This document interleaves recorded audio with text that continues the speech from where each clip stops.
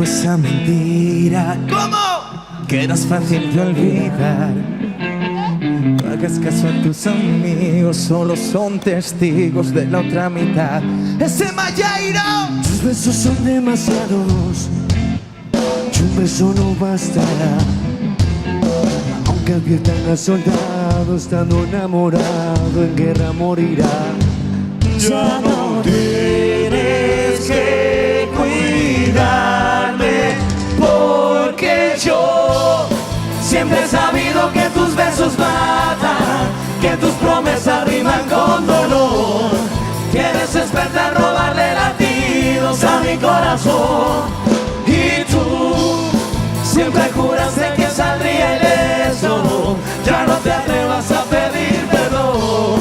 Yo te confieso que no me arrepiento. Lo que estás sufriendo puede estar peor. Oh, sabiendo que tus besos matan, moriré de amor. Oh, sabiendo que tus besos matan, moriré de amor. Oh, sabiendo que tus besos matan. No vuelvas a cobrarme porque no te debo, no te debo nada. Oh, ya entendí que no te quiero, no te quiero nada. Oh, y aunque te extrañé, ha pasado tanto tiempo que te olvidé. Porque el que pegó primero no es siempre el que gana.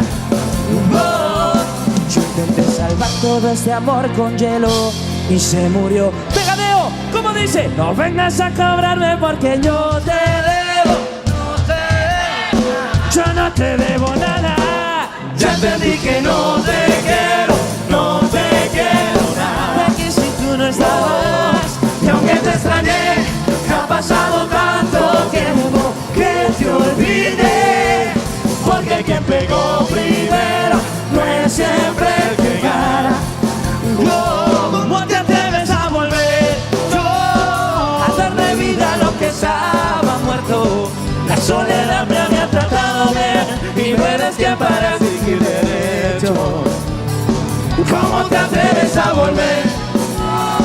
Y a tus cenizas convertir en fuego. Por mis mentiras no caer, que no es verdad que te olvidé. ¿Cómo te atreves a volver?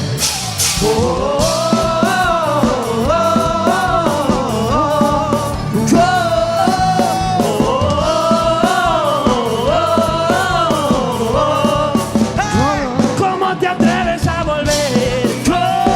Que tus cenizas convertir en fuego. Por mis mentiras no caer, que no es verdad que te olvidé. ¿Cómo te atreves a volver?